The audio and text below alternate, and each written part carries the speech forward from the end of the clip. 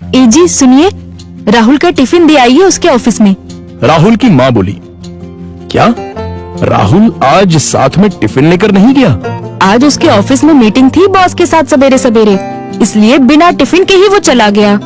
ठीक है, मैं दे आता हूँ। राहुल के पिता तैयार होने के लिए कमरे में चले गए। एक दिन पहले, माँ, मेरे दोस्त के पिताजी भी टीचर थे। उन्होंने देखो कैसे आलीशान बंगला खरीदा है।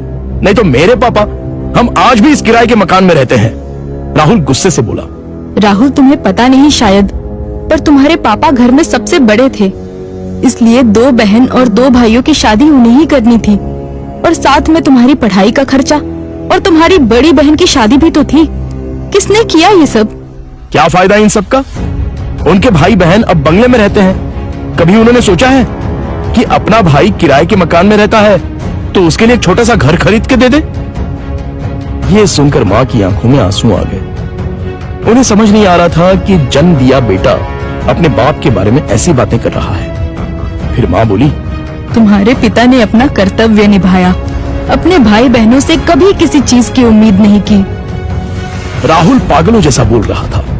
अच्छा वो ठीक है, पर पिताजी लड़कों की ट्यूशन लेते थे। उनसे अगर फीस लेते तो आज पिताजी पैसों की गद्दी पर सोते। आजकल के क्लास वाले देखो कैसे इंपोर्टेड गाड़ियों में घूमते हैं। लेकिन तुम्हारे पिता के कुछ उसूल थे, ज्ञान बांटने के, पैसे नहीं लेने के, इसलिए तो उन्हें ढेर सारे पुरस्कार भी मिले। पता भी है तुम्हें? ये सुनते ही राहुल जोर से चिल्लाया, क्या फायदा इन पुरस्कारों का?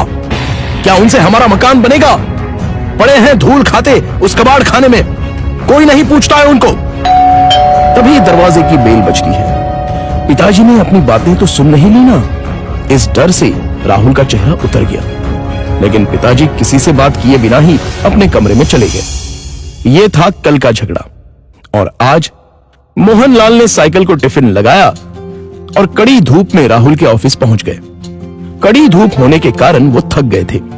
ऑफिस पहुंचने पर उनको सिक्योरिटी गार्ड ने रोका। राहुल सर को टिफिन देना था, क्या मैं अंदर जा सकता हूं? मोहनलाल ने पूछा। अभी नहीं दे सकते, वो बॉस के साथ मीटिंग में है। जब मीटिंग खत्म होगी तब दे देना। चलो यहां से हटो, बॉस तुम्हें देखना नहीं चाहिए। अगर बॉस को दिख गए तो मेरी हालत खराब हो जाएगी।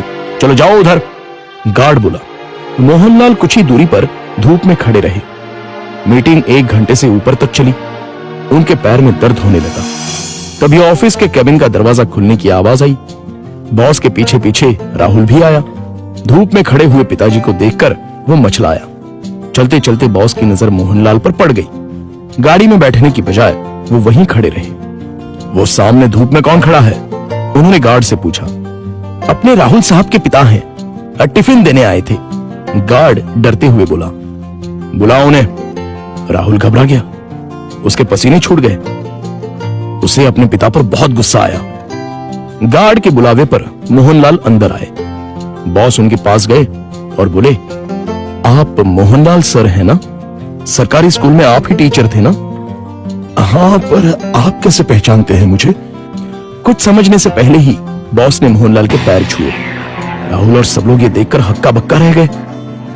सर, मैं विजय, आपका स्टूडेंट था। आप मुझे पढ़ाने के लिए घर आते थे। हाँ, याद आया। बाप रे, तुम तो बहुत ही बड़े हो गए हो। विजय मुस्कुराया और बोला, सर आप यहाँ धूप में क्या कर रहे हैं? चलिए अंदर बैठते हैं, बहुत सारी बातें करनी है आपसे। सिक्योरिटी, तुमने इन्हें अंदर क्यों नहीं बिठाया? सिक्योरिटी ने शर्म के मारे गर्दन नीचे कर दी और बोला, सॉरी सर, गलती हो गई।